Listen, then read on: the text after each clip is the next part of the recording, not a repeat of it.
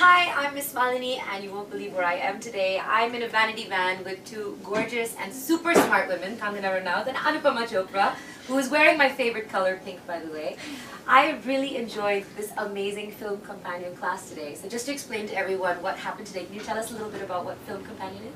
Film Companion is a YouTube channel which offers a curated look at cinema. Yeah. And as part of that, we want to create a masterclass with actors. Yeah. And Kangana is one of my favorite actors, and I think her body of work is just incredible. And the idea is to take people through that body of work because her journey, I think, is amazing and it's so inspiring. So to have film lovers, film students, people listen to her talk is an amazing thing. And I think it's such a great attempt because I think this is one of those industries which is looked at as something so shallow and superficial. Like everything is about gossiping, and I think that's why this whole after 60s and 50s, the cinema that we made, and then there was this downward trend. What's the reason for that? Is because for outsiders like me, I remember how I looked at movies like something which was really something like shallow and superficial. Like people who are the worst people, you know, are a part of this industry. Like we never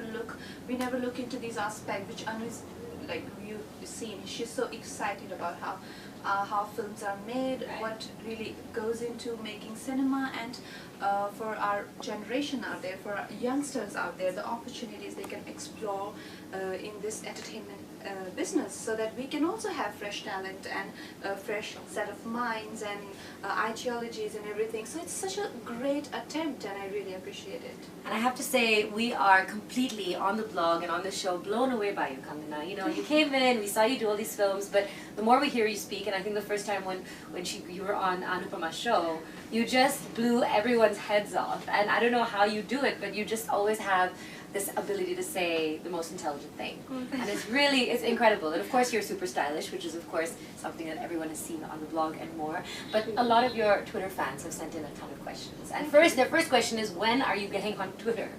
I'm not going to be on Twitter, never in my life. Never say never, but I like my privacy, and I'm a very sensitive person, and this idea of communicating, I know I'm not really, you know, trying to be a bitch or a smug, you know, I'm just trying to protect my privacy. And for me, like, people enjoy crowd, for me, I can get a bit of I can get uneasy and anxious, and talking to someone I don't know, like I don't know their face, and I've never interacted, I'm not in, you know, best of my spirits, so I feel very anxious. So that's just a personal reason. But your movies are so inspiring. Like, I literally have a really good friend of mine who decided to go off on this European holiday after she watched Queen. I know somebody to who go did that too. and find. Yeah. So what, I'm also going. Yeah, the Queen impact has been huge. That mania, like I told you, was so hard to handle. People used to just grab me on streets and like, we feel so bad for you, and I'm like, please get off me. Why are you feeling bad for me? Now, I know you've said many times that you don't believe in marriage, but what are the qualities that you think all the boys should have, personality-wise, that are very important in relationships, at least? Because I'm sure you can tell them and they'll listen to you. I think I'd like someone who's as sensitive as me, and I think that's the most important thing, because I am ultra sensitive. Like I spoke about my childhood, the things that my sister or my siblings don't even remember. They must have dismissed it and they ignored it.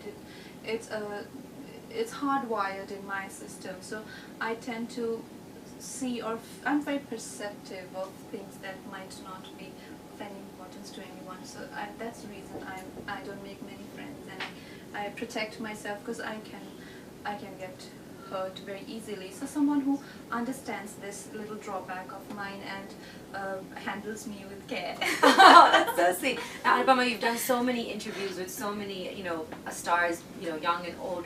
What is it about Kangana that surprised you the most? You know, when I did the interview for the Front Row, I actually, even before that interview, she was on a panel that we had done about women in film. And what surprised me was just the honesty, because there are not too many people who are willing to just say it like it is. You know, they might say it, but then they'll couch it in some language or the other. She didn't. Even on that panel, she said, you know, she talked about what it's like to be, treated. She said, when you offer an idea, men in the industry treat you like a criminal. True. Women are supposed to be dumb and pretty. Honestly, I didn't have a preconceived notion of her, but I was surprised that those kind of things. And then when she did that other interview, the first was a panel, but the second was just her and me alone. And the things she said just completely blew my mind. I tease them about it. That was my biggest hit. You know, I meet people and they're like, we loved your interview with Anu, you know, and I'm like, okay, so that's my claim to fame. I think it's also, I think a lot of things that also struck a chord with all the people who read my blog was that it was amazing how you said, my critics, thank you. Because you helped me be better, and very few people say that, so I think that's incredible. And of course, your Twitter fans have questions for you, so I promised I would ask. Sarah wants to know, when you first started in the industry and to now, what's the one big thing you've learned not to do? Not to do, yeah. I think not get under pressure of wanting to be like someone else or meet someone's expectations. That's one thing that I've learned. Alright. And Shubham wants to know, for Kangana, are you interested in doing a film with any of the Khans? Like you said today, Salman's a good friend of yours. Yeah, see, for me, like, this has never been my priority, that I want to work with this individual. I think it's very shallow thought. Because everyone have their set of goals. How do I know what kind of cinema Salman wants to do, and how can I attach my goal with his goal? So my script can come in any form with anyone, with any producer, and that's how my attitude has been, and it's worked for me. So I don't want to just make a statement today just to give you a very comfortable answer, but I really don't want to follow that. Makes sense. And Ali says, which he's phrased as, why are you so hot? But why don't I ask you, what do you think is your favorite feature, your own favorite feature? I like my round nose. And your favorite place to get away if you could take off to, take a break? What's your favorite vacation spot? There are many, but I particularly like Italy. Nice. And you said you would make a chick flick, right? Who would you, if you could cast anyone out of Hollywood or Bollywood, who would be your leading man? Man? Yes. Well, my chick flick, I'd like to cast Shri Devi in some role. I mean, so I'm not really thought of a guy yet, but for a change, who'd be the arm candy? Yeah, but I think for the guy, I really can't think of anyone right now. But it just depends on the character. All right, so the field is wide open, gentlemen. Keep your fingers crossed. And let's talk about your style. You're so fashionable, and you've built this on all yourself. How did you do it? It's not something that people just learn to do so quickly. For me, I think the fact that I came from a small town and I traveled, I literally learned everything. To speak in English and to act or to direct, everything I learned on my own. It's just the same way I've learned to style myself, which I feel comfortable in. It doesn't make me look awkward or trying to fit in or trying too hard. Matches my personality.